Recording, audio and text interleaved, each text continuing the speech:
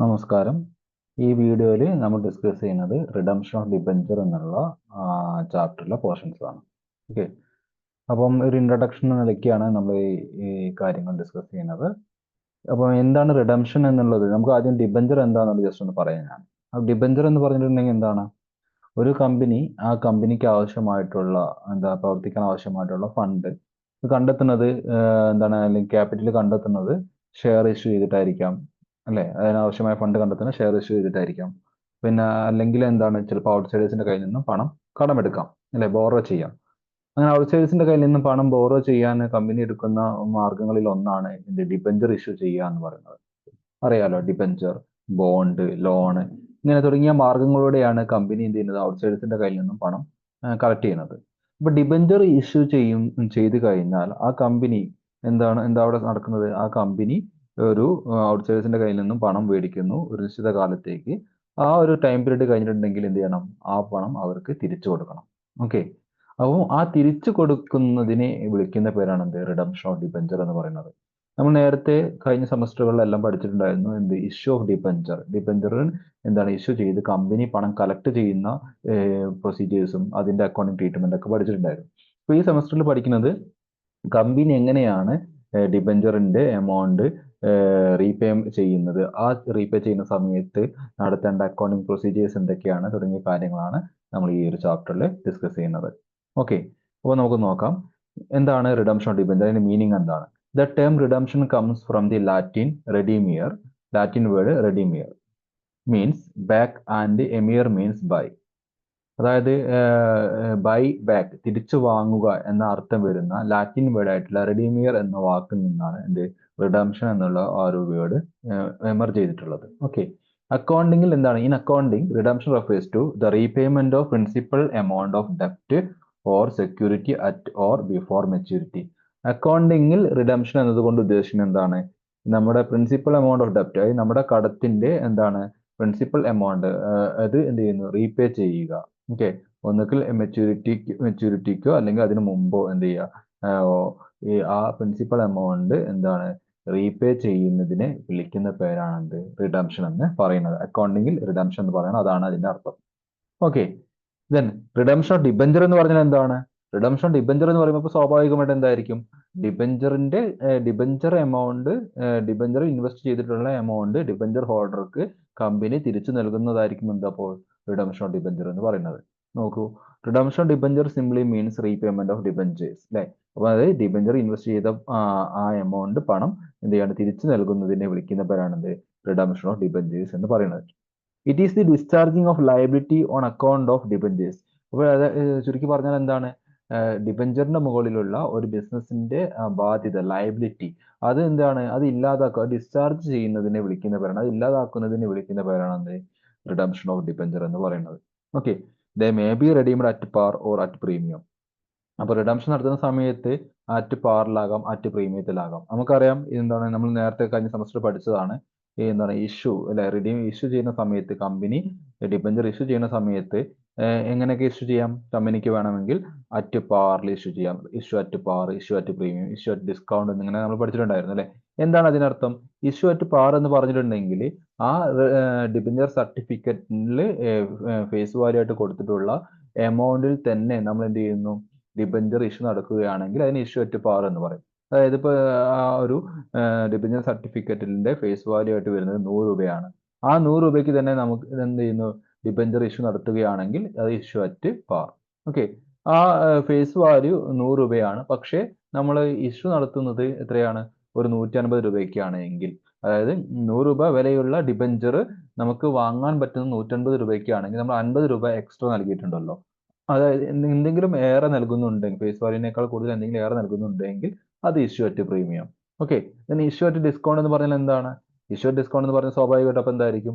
നമ്മൾ ഫേസ് വാല്യൂവിനേക്കാൾ, അത് 100 രൂപ വരെയുള്ള ഡിബഞ്ചർ നമ്മൾ ഒരു 80 രൂപയ്ക്ക് വാങ്ങുകയാണെങ്കിൽ അത് ഇഷ്യൂ അറ്റ് ഡിസ്കൗണ്ട് എന്നുള്ളതാണ്. അപ്പോൾ ഈ ഇഷ്യൂവിന്റെ കേസിൽ നമുക്ക് ഇങ്ങനെ 3 കേസ് വരുന്നുണ്ട്. ഇഷ്യൂ അറ്റ് പാർ വരുന്നുണ്ട്, ഇഷ്യൂ അറ്റ് പ്രീമിയം വരുന്നുണ്ട്, ഇഷ്യൂ അറ്റ് ഡിസ്കൗണ്ട് വരുന്നുണ്ട്. അതേപോലെ തന്നെ എന്താണ്, നമ്മൾ തിരിച്ചു കൊടുക്കുന്ന സമയത്ത്, അതായത് റെഡീം ചെയ്യുന്ന സമയത്തും മേ ബി എങ്ങനെ നൽകാം? നമുക്ക് എന്താണ്, എത്രയാണോ ആ ഡിബഞ്ചർ ഹോൾഡർ നമ്മുടെ കമ്പനിയിൽ ഇൻവെസ്റ്റ് ചെയ്തിട്ടുള്ളത് അത്രയും, ഫോർ എക്സാമ്പിൾ 1 ലക്ഷം രൂപയാണ് ഇൻവെസ്റ്റ്മെന്റ് നടത്തിയതെങ്കിൽ ആ 1,00,000 രൂപ അയാൾക്ക് തിരിച്ചു നൽകാം. അങ്ങനെ 1,00,000 രൂപയാണ് തിരിച്ചു നൽകുന്നതെങ്കിൽ എന്താണ് അത് ഇഷ്യൂ അറ്റ് പാർ അല്ലെങ്കിൽ സോറി റിഡംഷൻ അറ്റ് പാർ ആണ്. ഓക്കെ, അപ്പോൾ കമ്പനിയിൽ ഇൻവെസ്റ്റ്മെന്റ് നടത്തിയ അതേ എമൗണ്ട് ആണ് അയാൾക്ക് നൽകുന്നതെങ്കിൽ അത് തിരിച്ചു നൽകുന്നതെങ്കിൽ അത് അറ്റ് പാർ എന്ന് പറയാം. ഓക്കെ, ഇൻവെസ്റ്റ്മെന്റ് നടത്തിയ എമൗണ്ടിനേക്കാൾ കുറച്ചധികം തിരിച്ചു നൽകുന്നുണ്ടെങ്കിൽ അതിനെ at premium issue at redemption at premium എന്ന് പറയാം. അപ്പം ചുരുക്കി പറഞ്ഞിട്ടുണ്ടെങ്കിൽ റിഡീം ചെയ്യുന്ന സമയത്ത് പൊതുവെ എന്താണ് ഡിസ്കൗണ്ടിൽ റിഡീം ചെയ്യാറില്ല. കാരണം നമ്മൾ ഏതൊരു ഇൻവെസ്റ്ററും ആഗ്രഹിക്കില്ല അത് അല്ലേ. അതായത് നമ്മൾ ഇൻവെസ്റ്റ്മെന്റ് നടത്തിയ എമൗണ്ടിനേക്കാൾ കുറച്ച് എമൗണ്ട് ലഭിക്കാൻ ആരും ആഗ്രഹിക്കൂ ഇല്ല. അപ്പൊ എല്ലാവരുടെ ആഗ്രഹം എന്താണ്? അപ്രിസിയേഷൻ ആണ്, കൂടുതൽ ലഭിക്കുക എന്നുള്ളതാണ് ആഗ്രഹം. അപ്പൊ ഒന്നുകിൽ അവിടെ സംഭവിക്കുന്നത് എന്തായിരിക്കും? അവർ ഇൻവെസ്റ്റ്മെന്റ് നടത്തിയിട്ടുള്ള എമൗണ്ട് എത്രയാണോ അത്ര നൽകും, അല്ലെങ്കിൽ അതിൽ കൂടുതൽ നൽകും. ഓക്കെ, ഇൻവെസ്റ്റ്മെന്റ് നടത്തിയ അതേ എമൗണ്ട് ആണ് നൽകുന്നതെങ്കിൽ അത്ര തന്നെയാണ് നൽകുന്നതെങ്കിൽ അതിനെ റിഡംഷൻ അറ്റ് പാർ എന്നും കൂടുതൽ എമൗണ്ട് നൽകുന്നുണ്ടെങ്കിൽ റിഡംഷൻ അറ്റ് പ്രീമിയം എന്നും വിളിക്കും. ഓക്കെ, അപ്പം ഇത് ജസ്റ്റ് ഒരു അണ്ടർസ്റ്റാൻഡിങ്, നമ്മൾ ഇതിന്റെ വഴിയെ പ്രോബ്ലം നമ്മൾ നോക്കും, അപ്പോൾ നമുക്ക് കൂടുതൽ മനസ്സിലാവും.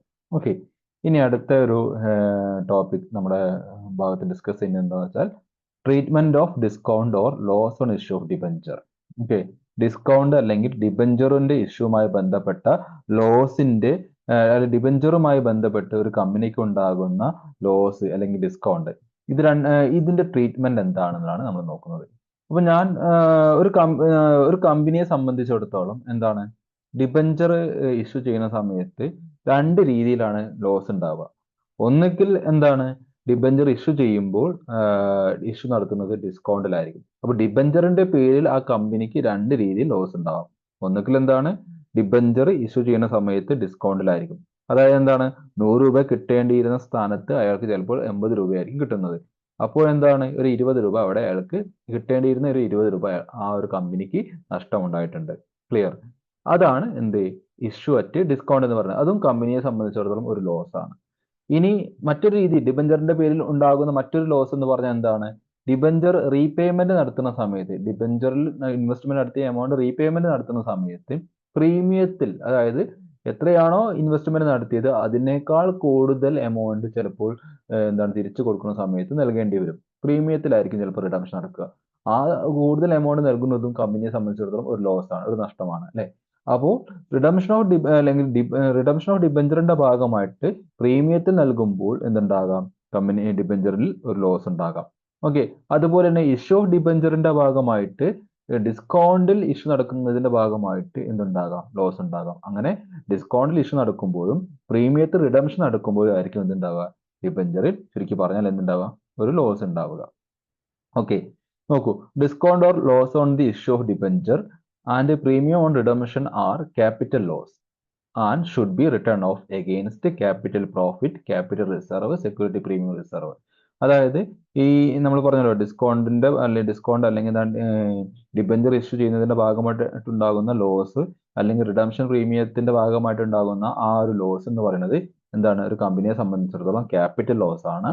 ആ ക്യാപിറ്റൽ ലോസ് അതുകൊണ്ട് തന്നെ എന്ത് റൈറ്റ് ഓഫ് ചെയ്ത് കളയേണ്ടത് ഏതിൽ നിന്നാണ്? ക്യാപിറ്റൽ പ്രോഫിറ്റിൽ നിന്നോ അല്ലെങ്കിൽ ക്യാപിറ്റൽ റിസർവ്സിൽ നിന്നോ അല്ലെങ്കിൽ നമ്മൾ സെക്യൂരിറ്റി പ്രീമിയം ആയിട്ട് കാൽക്കുലേറ്റ് ചെയ്ത് വെച്ചിട്ടുള്ള ആ ഒരു എമൗണ്ടിൽ നിന്നോ ആയിരിക്കണം എന്നാണ് പറയുന്നത്.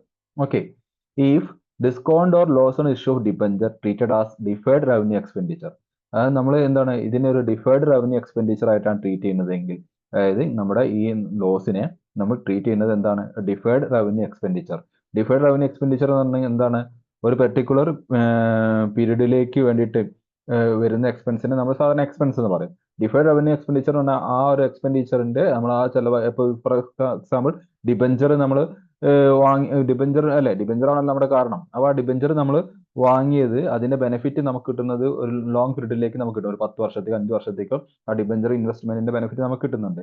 അപ്പൊ അങ്ങനെ അതുകൊണ്ട് തന്നെ അതിന് വേണ്ടി വരുന്ന എക്സ്പെൻസ് ലോസ് ഒക്കെ പറഞ്ഞാൽ എന്താണ്? നമുക്ക് ഡിഫേർഡ് റവന്യൂ എക്സ്പെൻഡിച്ചർ ആയിട്ട് അതിനെ ട്രീറ്റ് ചെയ്യാം. ഫോർ എക്സാമ്പിൾ നമ്മൾ അഡ്വർടൈസ്മെന്റ് ഒരു ഡിഫേർഡ് റവന്യൂ എക്സ്പെൻഡിച്ചർ ആണ്. അതിന് പ്രത്യേകം എന്താണ്? അഡ്വർടൈസ്മെന്റ് നമ്മളിപ്പോൾ നടത്തുന്നതിന്റെ ഗുണം നമുക്ക് അഡ്വർടൈസ്മെന്റ് നടത്തിയ ആ വർഷം മാത്രമാണ് കിട്ടുക അല്ല, അത് തുടർന്ന് വരുന്ന വർഷങ്ങളിൽ നമുക്ക് കിട്ടും. അപ്പൊ അതേപോലെ ഈ ലോസിനെ നമ്മളൊരു ഡിഫേർഡ് റവന്യൂ എക്സ്പെൻഡിച്ചർ ആയിട്ടാണ് ട്രീറ്റ് ചെയ്യുന്നത് എങ്കിൽ എന്ത് ചെയ്യണം? നമുക്ക് അതിനെന്ത് ചെയ്യാം? നമുക്ക് പ്രോഫിറ്റ് ആൻഡ് ലോസ് അക്കൗണ്ട് അല്ലെങ്കിൽ സ്റ്റേറ്റ്മെന്റ് ഓഫ് പ്രോഫിറ്റ് ആൻഡ് ലോസിൽ നിന്നും നമുക്ക് എന്ത് ചെയ്യാൻ പറ്റും? റൈറ്റ് ഓഫ് ചെയ്ത് കളയാൻ പറ്റും. അപ്പൊ അങ്ങനെ ഒരു ഓപ്ഷനും കൂടി ഇവിടെ ഉണ്ട്. Okay, if discount or loss on issue of debenture treated as deferred revenue expenditure, it should be written off to the statement of profit or loss during the life of debenture. അതായത് ആ ഡിബഞ്ചറിന്റെ life പീരീഡിനുള്ളിൽ നമുക്ക് statement of profit and ലോസിൽ നിന്ന് നമുക്ക് right off ചെയ്ത് നമുക്കതിനെ കളയാൻ പറ്റും. അതിനൊരു ഡിഫേർഡ് റവന്യൂ എക്സ്പെൻഡിച്ചർ ആയിട്ടാണ് ട്രീറ്റ് ചെയ്യുന്നതെങ്കിൽ. ഓക്കെ, അപ്പോൾ നമുക്ക് ചുരുക്കി പറഞ്ഞാൽ എന്താണ്, ഒന്ന് ക്യാപിറ്റൽ ലോസ് ആയി ട്രീറ്റ് ചെയ്യാം. അങ്ങനെയെങ്കിൽ നമുക്ക് ക്യാപിറ്റൽ പ്രോഫിറ്റിൽ നിന്ന് അല്ലെങ്കിൽ ക്യാപിറ്റൽ റിസർവിൽ നിന്ന് സെക്യൂരിറ്റി പ്രീമിയം റിസർവിൽ നിന്ന് നമുക്ക് ആ പറഞ്ഞിട്ടുള്ള ഫണ്ടുകളിൽ നിന്നുള്ള എമൗണ്ട് ഉപയോഗിച്ചുകൊണ്ട് നമുക്ക് എന്ത് ചെയ്യാം, ഇതിനെ റൈറ്റ് ഓഫ് ചെയ്ത് കളയാം. അതല്ലെങ്കിൽ നമുക്ക് ഡിഫേർഡ് റവന്യൂ എക്സ്പെൻഡിച്ചർ ആയി ട്രീറ്റ് ചെയ്തുകൊണ്ട് അതിനെ എന്ത് ചെയ്യാം, statement of profit and loss account അല്ലെങ്കിൽ profit and loss account profit ഉപയോഗിച്ചുകൊണ്ട് നമുക്ക് അതിനെ റൈറ്റ് ഓഫ് ചെയ്ത് കളയാം. ഓക്കെ, ഇനി ഇതിന് വരുന്ന ജേണൽ എൻട്രീസ് ആണ്. നമ്മൾ ഈ പറഞ്ഞിട്ട് രണ്ട് കേസിൽ ഏത് കേസാണോ നമ്മൾ യൂസ് ചെയ്യുന്നത് അതിനനുസരിച്ച് എൻട്രീസിന് മാറ്റം ഉണ്ടാവും. ഓക്കെ, നമ്മൾ ഉപയോഗിക്കുന്നത് against capital profit reserve or security premium, capital പ്രോഫിറ്റിൽ നിന്നോ ക്യാപിറ്റൽ റിസർവിൽ നിന്നോ അല്ലെങ്കിൽ സെക്യൂരിറ്റി പ്രീമിയത്തിൽ നിന്നോ ആണ് നമ്മൾ എന്ത് ചെയ്യുന്നത്, റൈറ്റ് ഓഫ് ചെയ്ത് കളയുന്നതെങ്കിൽ എൻട്രി എങ്ങനെ വരിക, അതായത് നമ്മൾ ഫണ്ട് എടുക്കുന്നത് നമുക്കറിയാലോ, ഈ റിസർവ്, പ്രോഫിറ്റ്, സെക്യൂരിറ്റി പ്രീമിയം ഇതിന്റെയൊക്കെ എന്താണ് ജനറൽ നേച്ചർ എന്ന് പറയുന്നത് അത് ക്രെഡിറ്റ് ആണ്, ക്രെഡിറ്റ് എൻട്രീസ് ആണ് വരിക. അപ്പോൾ അതിൽ നിന്ന് ഫണ്ട് എടുക്കുമ്പോൾ എന്ത് ചെയ്യണം, അതിന് ഓപ്പോസിറ്റ് ചെയ്യണം, അതായത് വിച്ച് മീൻസ് അതിനെ ഡെബിറ്റ് ചെയ്യണം. അപ്പോൾ നമ്മൾ capital profit account debtor to loss on issue of debenture account, നമുക്ക് ഇവിടെ ഈ term loss on issue of debenture account എന്നുള്ള ഈ ലോസ് എന്നുള്ള ടേം യൂസ് ചെയ്യുന്നതാണ് നമുക്ക് എന്തുകൊണ്ടും ഒന്ന് ബെറ്റർ എന്ന് പറയുന്നത്. എന്തുകൊണ്ടാന്ന് വെച്ചിട്ടുണ്ടെങ്കിൽ നമുക്ക് അതാണ് എല്ലാം, അപ്പൊ അതാകുമ്പോൾ എന്താണ്, അത് മൊത്തത്തിൽ എല്ലാത്തിനെയും അത് റിഫ്ലക്ട് ചെയ്യുന്നതാണ്. അപ്പൊ ഈ ലോസ് എന്നുള്ള ടേം നമുക്കിവിടെ യൂസ് ചെയ്യാമെന്നാണ്. ഓക്കെ, അപ്പൊ ഇങ്ങനെ പറഞ്ഞാൽ മതി, എന്താണ്, capital profit account debtor to loss on issue of debenture account, അതായത് ക്യാപിറ്റൽ പ്രോഫിറ്റിൽ നിന്നും ഫണ്ട് ഉപയോഗിച്ചുകൊണ്ട് എന്ത് ചെയ്യുന്നു, ഡിബഞ്ചർ ലോസിനെ നമ്മൾ റൈറ്റ് ഓഫ് ചെയ്ത് കളയുന്നു. നമുക്കറിയാം ലോസിന്റെ എന്താണ്, ലോസ് എന്ന് പറഞ്ഞാൽ ഒരു ഐറ്റം അല്ലെ, all expense and losses debit എന്ന് പറയാം. അപ്പോൾ ലോസിന്റെ അതിന്റെ ഒരു സ്വാഭാവിക അക്കൗണ്ടിങ് റൂൾ അനുസരിച്ച് അത് ഡെബിറ്റ് വരേണ്ട ഐറ്റം ആണ്. ഓക്കെ, ആ ഡെബിറ്റ് വരേണ്ട ഐറ്റത്തിനെ ക്രെഡിറ്റ് ചെയ്യുമ്പോൾ എന്താണ്, അത് ഇല്ലാതാവുക എന്നാണ് മീനിങ്. ക്ലിയർ? അപ്പൊ ഇവിടെ എന്താണ്, നമ്മൾ ലോസിനെ ഇല്ലാതാക്കുകയാണ്, റൈറ്റ് ഓഫ് ചെയ്ത് കളയാണ്. അപ്പൊ ലോസിനെ റൈറ്റ് ഓഫ് ചെയ്ത് കളയുന്ന സമയത്ത് എന്ത് ചെയ്യണം, ആ ലോസ് ക്രെഡിറ്റിൽ വരും. ക്ലിയർ? ആ റൈറ്റ് ഓഫ് ചെയ്യാൻ വേണ്ടി ഉപയോഗിക്കുന്നത് എന്താണ്, പ്രോഫിറ്റ് ആണ്. പ്രോഫിറ്റിന്റെ സ്വാഭാവിക ട്രീറ്റ്മെന്റ് എൻട്രി എന്ന് പറഞ്ഞാൽ ക്രെഡിറ്റിലാണ്. അപ്പോൾ പ്രോഫിറ്റിൽ നിന്ന് ഫണ്ട് എടുക്കുമ്പോൾ പ്രോഫിറ്റ് കുറയാണ്, അതുകൊണ്ടാണ് ആ പ്രോഫിറ്റിനെ ചെയ്യുന്നത്, ഡെബിറ്റ് ചെയ്യുന്നത്. അതൊക്കെ അക്കൗണ്ടിങ്ങിന്റെ റൂള് ജസ്റ്റ് ഒന്ന് പറഞ്ഞു തന്നുള്ളൂ. ഇനി അങ്ങനെ ആ റൂൾ അനുസരിച്ച് മനസ്സിലാക്കാൻ ബുദ്ധിമുട്ടുള്ളവർ എൻട്രി പഠിക്കുക. ഓക്കെ, അപ്പോൾ capital profit or capital reserve or security premium ഇതിൽ ഏതാണോ ക്വസ്റ്റ്യനിൽ വരുന്നത് അതിനനുസരിച്ച് account debtor to discount or loss on issue of debenture account. ഇനി നമ്മൾ എന്താണ്, ഡിഫേർഡ് റവന്യൂ എക്സ്പെൻഡിച്ചർ ആയിട്ടാണ് ട്രീറ്റ് ചെയ്യുന്നത് എന്ന് വിചാരിക്കുക. അങ്ങനെയെങ്കിൽ ഡിഫേർഡ് റവന്യൂ എക്സ്പെൻഡിച്ചർ ആയിട്ടാണ് ട്രീറ്റ് ചെയ്യുന്നത് എങ്കിൽ ഞാൻ പറഞ്ഞു എന്താണ്, statement of profit and loss അല്ലെങ്കിൽ പ്രോഫിറ്റ് ആൻഡ് ലോസ് അക്കൗണ്ടിൽ നിന്നും ഫണ്ട് ഉപയോഗിച്ചാണ് നമ്മൾ എന്ത് ചെയ്യുക, റൈറ്റ് ഓഫ് ചെയ്ത് കളയുക. അപ്പോൾ എൻട്രി വരിക എന്താണ്, statement of profit and loss account debtor to discount on issue of debenture account എന്നുള്ളതായിരിക്കും അവിടെ എൻട്രി വരിക. Okay, statement of profit and loss account debtor to discount or loss on issue of debenture account, അല്ലെ? അങ്ങനെ ആയിരിക്കും entry വരിക. Clear? Yes. ഇനി അപ്പോൾ ഇത്ര ഏരിയ നിങ്ങൾക്ക് ക്ലിയർ ആയിട്ടുണ്ടാവുമെന്നാണ് വിചാരിക്കുന്നത്. ഒന്നും കൂടി നോട്ട്സ് വായിച്ച് നോക്കണം. ഓക്കെ, കാര്യം മനസ്സിലാക്കി വെക്കണം, എൻട്രി പഠിക്കണം. ക്ലിയർ? ഇനി അടുത്ത സെഷനിലേക്ക് പോവാം. അടുത്ത സെഷനിൽ പറയുന്നത് എന്താണ്, method to write off discount or loss on issue of debenture. നമ്മൾ പറഞ്ഞു രണ്ട് ജേണൽ എൻട്രി പഠിച്ചു. ഇനി രണ്ട് രീതിയിലാണ് നമ്മൾ എന്ത് ചെയ്യുന്നത്, ഈ ലോസിനെയും ഈ ഡിസ്കൗണ്ടിനെയും നമ്മൾ എന്ത് ചെയ്യുന്നത്, റൈറ്റ് ഓഫ് ചെയ്ത് കളയുന്നത്. ഏതൊക്കെയാണ് രണ്ട് രീതി? ഒന്ന് ഫിക്സ്ഡ് ഇൻസ്റ്റാൾമെന്റ് മെത്തേഡ് എന്ന് പറയും, മറ്റൊന്ന് ഫ്ലക്ച്വേറ്റിംഗ് ഇൻസ്റ്റാൾമെന്റ് മെത്തേഡ് എന്ന് പറയും. എന്താണ് ഫിക്സ്ഡ് ഇൻസ്റ്റാൾമെന്റ് മെത്തേഡ് നോക്കാം. അപ്പോൾ നമ്മൾ ഈ ഡിബഞ്ചറിന്റെ ഇഷ്യൂവുമായി ബന്ധപ്പെട്ടിട്ടോ അല്ലെങ്കിൽ ഡിബഞ്ചറിന്റെ റിഡംഷനുമായി ബന്ധപ്പെട്ട് ഡിബഞ്ചറിന്റെ പേരിൽ ഉണ്ടാകുന്ന ലോസിനെ റൈറ്റ് ഓഫ് ചെയ്ത് കളയുവാൻ നമ്മൾ ഉപയോഗിക്കുന്ന രണ്ട് മെത്തേഡാണ് ഫിക്സ്ഡ് ഇൻസ്റ്റാൾമെന്റ് മെത്തേഡും ഫ്ലക്ച്വേറ്റിംഗ് ഇൻസ്റ്റാൾമെന്റ് മെത്തേഡും. ഓക്കെ, അതിൽ ഇനി നോക്കുക, ഫിക്സ്ഡ് ഇൻസ്റ്റാൾമെന്റ് മെത്തേഡ് എന്ന് പറഞ്ഞാൽ എന്താണ് നോക്കൂ. When debentures are repayable in lump sum at the end of fixed period, an equal amount of discount or loss is write off to the profit and loss every year during the life of the debenture. അത് fixed instalment method ആണെന്ന് പറഞ്ഞിട്ടുണ്ടെങ്കിൽ പേര് തന്നെ fixed instalment. എന്താണ്, നമ്മൾ അവിടെ right off ചെയ്ത് കളയുന്ന എമൗണ്ട് എന്തായിരിക്കും, ഫിക്സ്ഡ് ആയിരിക്കും, ഈക്വൽ ആയിരിക്കും, തുല്യമായിരിക്കും. ഓക്കെ, അതുകൊണ്ടാണ് അതിന് ആ പേര് തന്നെ വന്നത്, ഫിക്സ്ഡ് ഇൻസ്റ്റാൾമെന്റ് എന്നുള്ള പേര് വന്നത്. ക്ലിയർ? അതായത് നമ്മൾ എന്ത് ചെയ്യുന്നു, നമ്മൾ ഇവിടെ എന്താണ് ഡിബഞ്ചർ റീപേ ചെയ്യുന്നത്, അതായത് നമ്മൾ റെഡീം ചെയ്യുന്നത് നമുക്ക് രണ്ട് ഓപ്ഷൻ ഉണ്ട്. നമുക്ക് എന്ത് ചെയ്യാം, ഒരു 5 വർഷം കൊണ്ട് ഓരോ വർഷം കുറച്ച് എമൗണ്ട് എന്താണ് നമുക്ക് EMI അടയ്ക്കുന്ന പോലെ കുറച്ച് എമൗണ്ട് കൊടുത്തുകൊണ്ട് നമുക്ക് എന്ത് ചെയ്യാം, റീപേയ്മെന്റ് കംപ്ലീറ്റ് ആക്കാം. അതല്ലെങ്കിൽ എന്താണ്, നമുക്കൊരു പർട്ടിക്കുലർ പീരീഡ്, ഇപ്പോൾ 10ാമത്തെ വർഷം അല്ലെങ്കിൽ 20ാമത്തെ വർഷം എത്തുമ്പോൾ ആ വർഷത്തിന്റെ ആ ലാസ്റ്റ് പീരീഡിൽ നമുക്ക് മെച്യൂരിറ്റി ഡേറ്റിന് നമുക്ക് എന്ത് ചെയ്യാം, മൊത്തം എമൗണ്ട് നൽകിക്കൊണ്ട് നമുക്ക് റീപേയ്മെന്റ് ചെയ്യാം. അപ്പോൾ ഇവിടെ പറയുന്നത് ഫിക്സ്ഡ് ഇൻസ്റ്റാൾമെന്റ് മെത്തേഡ് ഫോളോ ചെയ്യുന്നത് എപ്പോഴാണ്? ഫിക്സ്ഡ് ഇൻസ്റ്റാൾമെന്റ് മെത്തേഡ് ഫോളോ ചെയ്യുന്നത് ഡിബഞ്ചർ റെഡീം ചെയ്യുന്നത് എങ്ങനെയാണ്? ലംസം, അതായത് മൊത്തം എമൗണ്ട് ഒരുമിച്ച് നൽകുന്ന രീതി. ഒരു പെർട്ടിക്കുലർ പീരീഡിൽ എന്ത് ചെയ്യുന്നു, മൊത്തം എമൗണ്ട് എന്താണ് തിരിച്ചു കൊടുക്കേണ്ട എമൗണ്ട് ഒരുമിച്ച് കൊടുക്കുക. ആ ഒരു രീതിയിലാണ് ഡിബഞ്ചറിനെ റെഡീം ചെയ്യുന്നതെങ്കിൽ, റീപേബിൾ ചെയ്യുന്നതെങ്കിൽ, അപ്പോൾ നമുക്ക് എന്താണ് ഈ ഒരു മെത്തേഡ് ഫോളോ ചെയ്യാം. ഫിക്സ്ഡ് ഇൻസ്റ്റാൾമെന്റ് മെത്തേഡ് നമുക്ക് എന്ത് ചെയ്യാം, അതിന്റെ ലോസ് റൈറ്റ് ഓഫ് ചെയ്ത് കളയാൻ വേണ്ടി നമുക്ക് ഫോളോ ചെയ്യാം. ഓക്കെ, അപ്പൊ എന്താണ് ഫിക്സ്ഡ് ഇൻസ്റ്റാൾമെന്റ് മെത്തേഡിൽ പറയുന്നത്? An equal amount of discount or loss, അതായത് നമ്മൾ എന്ത് ചെയ്യുന്നു, ആ ഒരു ഡിബഞ്ചറിന്റെ ലൈഫ് പീരീഡ് എത്രയാണെന്ന് വെച്ചാൽ ആ ലൈഫ് പീരീഡിനുള്ളിൽ നമ്മൾ എന്ത് ചെയ്യുന്നു, ഒരു ഈക്വൽ എമൗണ്ട് ലോസ്, അതായത് എല്ലാ വർഷവും ഒരു 10,000 രൂപ വെച്ചിട്ട് 1,00,000 രൂപയാണ് നമ്മുടെ ലോസ് എന്ന് വിചാരിക്കുക. അങ്ങനെയെങ്കിൽ എന്ത് ചെയ്യും, നമ്മൾ അതിന്റെ ലൈഫ് പീരീഡ് 10 വർഷമാണെങ്കിൽ ഓരോ വർഷവും 10,000 രൂപ വെച്ചിട്ട് നമ്മൾ എന്ത് ചെയ്യുന്നു, statement of profit and loss അക്കൗണ്ടിലേക്ക് മാറ്റി അതിനെ റൈറ്റ് ഓഫ് ചെയ്ത് കളയും. Okay, clear? അതാണ് ഈ ഫിക്സ്ഡ് ഇൻസ്റ്റാൾമെന്റ് മെത്തേഡ്. അപ്പോൾ ഇവിടെ എന്താണ്, ഈക്വൽ എമൗണ്ട് നമ്മൾ എന്ത് ചെയ്യുന്നു, അതിന്റെ ലൈഫ് പീരീഡിലേക്ക് ഡിസ്ട്രിബ്യൂട്ട് ചെയ്ത് റൈറ്റ് ഓഫ് ചെയ്ത് കളയുന്ന ഒരു രീതിയാണ് ഇത് ഫിക്സ്ഡ് ഇൻസ്റ്റാൾമെന്റ് മെത്തേഡ് എന്ന് പറയുന്നത്. ഓക്കെ, ഇനി ഫ്ലക്ച്വേറ്റിംഗ് ഇൻസ്റ്റാൾമെന്റ് മെത്തേഡ്. അപ്പോൾ ഇവിടെ ഒരു ഇക്വേഷൻ ഒക്കെ കൊടുത്തിട്ടുണ്ട്, എങ്ങനെയാണ് നമ്മൾ റൈറ്റ് ഓഫ് ചെയ്യുന്ന എമൗണ്ട് കണ്ടെത്തുക എന്നുള്ളത്. നമുക്ക് ഞാൻ നേരത്തെ പറഞ്ഞു, ഇപ്പോൾ എന്താ ടോട്ടൽ ഡിസ്കൗണ്ട് 1,00,000 രൂപയാണ് നമ്മുടെ മൊത്തം ലോസ് എന്ന് വിചാരിക്കുക. എന്താണ് ലൈഫ് ഓഫ് ഡിബഞ്ചറിന്റെ ലൈഫ് 10 വർഷമാണ്. അങ്ങനെയെങ്കിൽ എന്താണ്, 10,000 രൂപയായിരിക്കും എന്ത് ചെയ്യുന്നത്, ഈക്വൽ എമൗണ്ട് ആയിട്ട് ഓരോ വർഷം നമ്മൾ റൈറ്റ് ഓഫ് ചെയ്ത് കളയുന്ന എമൗണ്ട് ആയിട്ട് വരിക. ഓക്കെ, അടുത്തൊരു മെത്തേഡാണ് ഫ്ലക്ച്വേറ്റിംഗ് ഇൻസ്റ്റാൾമെന്റ് മെത്തേഡ് എന്ന് പറയുന്നത്. എന്താണ് fluctuating instalment method? Fluctuating instalment method പേര് തന്നെയുണ്ട്, ഫ്ലക്ച്വേറ്റ് എന്ന് പറഞ്ഞാൽ എന്താണ്, ചേഞ്ച് വരിക എന്നാണ് അർത്ഥം. ഫ്ലക്ച്വേറ്റ്, അതായത് നമ്മൾ ഒരു തുല്യമായിട്ടുള്ള ഈക്വൽ ആയിട്ടുള്ള എമൗണ്ട് ആയിരിക്കില്ല നമ്മൾ ഇവിടെ എന്ത് ചെയ്യുന്നത്, റൈറ്റ് ഓഫ് ചെയ്യുന്നത്. ക്ലിയർ? ഇവിടെ നമ്മൾ എന്ത് ചെയ്യുന്നത്, ഇവിടെ ഈക്വൽ അല്ല, റൈറ്റ് ഓഫ് ചെയ്ത് കളയുന്ന എമൗണ്ട് ഈക്വൽ അല്ല, പ്രൊപ്പോർഷൻ ആയിട്ടായിരിക്കും നമ്മൾ ഇവിടെ റൈറ്റ് ഓഫ് ചെയ്ത് കളയാം. നോക്കാം. When debenture are repayable by installment, the total loss or discount is write off in proportion to the amount of debenture outstanding at the beginning of each year. അതായത് നമ്മൾ debenture repayment, ഞാൻ നേരത്തെ പറഞ്ഞു, നമുക്ക് ഡിബഞ്ചറിന്റെ redemption നമുക്ക് മൊത്തം ഒരുമിച്ച് കൊടുക്കുന്ന രീതി ഫോളോ ചെയ്യാം. അങ്ങനെ മൊത്തം ഒരുമിച്ച് കൊടുക്കുന്ന രീതിയാണ് ഫോളോ ചെയ്യുന്നതെങ്കിൽ നമ്മൾ ചെയ്യുന്നത് ഏതാണ്, ഫിക്സ്ഡ് ഇൻസ്റ്റാൾമെന്റ് മെത്തേഡാണ്. അതിന് പകരം എന്താണ്, ഇപ്പൊ 5 വർഷത്തേക്കുള്ള ഡിബഞ്ചർ ആണെങ്കിൽ 1ാമത്തെ വർഷം മുതൽ 5 വർഷം കൊണ്ട് നമുക്ക് അതിനെ എന്ത് ചെയ്ത് കൊടുത്ത് തീർത്താൽ മതി. അങ്ങനെ കൊടുത്തു തീർക്കുകയാണെങ്കിൽ, അതായത് ഇൻസ്റ്റാൾമെന്റ് ആയിട്ടാണ് നമ്മൾ ഡിബഞ്ചറിനെ റെഡീം ചെയ്യുന്നതെങ്കിൽ, അപ്പോൾ നമുക്ക് ഫോളോ ചെയ്യാൻ പറ്റുന്ന ഒരു മെത്തേഡാണ് ഫ്ലക്ച്വേറ്റിംഗ് ഇൻസ്റ്റാൾമെന്റ് മെത്തേഡ് എന്ന് പറയുന്നത്. Okay, the total loss or discount is written off in proportion to the amount of debenture outstanding at the beginning of each year എന്ന് പറയുന്നത്. അപ്പോൾ എന്താണ്, ഇപ്പോൾ ഫോർ എക്സാമ്പിൾ ഒരു 5 ലക്ഷം രൂപ എന്താണ് എന്തുണ്ട്, ഡിബഞ്ചർ നമ്മുടെ കയ്യിലുണ്ട്. അതിനെ നമ്മൾ റൈറ്റ് ഓഫ് ചെയ്ത് കളയുന്നത് 5 വർഷം കൊണ്ടാണ്. ക്ലിയർ? അങ്ങനെയെങ്കിൽ ഓരോ വർഷം നമ്മൾ റൈറ്റ് ഓഫ് ചെയ്യുന്നത് ഓരോ ലക്ഷം രൂപയായിരിക്കുമല്ലോ. അപ്പോൾ നമ്മൾ ആദ്യത്തെ വർഷം റൈറ്റ് ഓഫ് ചെയ്യുമ്പോൾ നമ്മൾ ഔട്ട്സ്റ്റാൻഡിംഗ് ആയിട്ട്, അതായത് ആദ്യത്തെ വർഷം നമ്മൾ എന്ത് ചെയ്യുന്നു, ആദ്യത്തെ വർഷം നമ്മൾ റീപേയ്മെന്റ് നടത്തുന്നത് 1,00,000 രൂപയായിരിക്കും. അപ്പോൾ ആദ്യത്തെ വർഷത്തെ ഔട്ട്സ്റ്റാൻഡിംഗ് എത്രയാണ്, ഔട്ട്സ്റ്റാൻഡിംഗ് ആയിട്ട് വരുന്ന ഡിബഞ്ചർ എത്രയാണ്, 4 ലക്ഷം. ക്ലിയർ? അങ്ങനെ ഔട്ട്സ്റ്റാൻഡിംഗ് ആയിട്ട് വരുന്ന എമൗണ്ടിന്റെ പ്രൊപ്പോർഷൻ അനുസരിച്ച് എന്ത് ചെയ്യുന്നു, നമ്മൾ ഈ ലോസിനെ റൈറ്റ് ഓഫ് ചെയ്ത് കളയുക.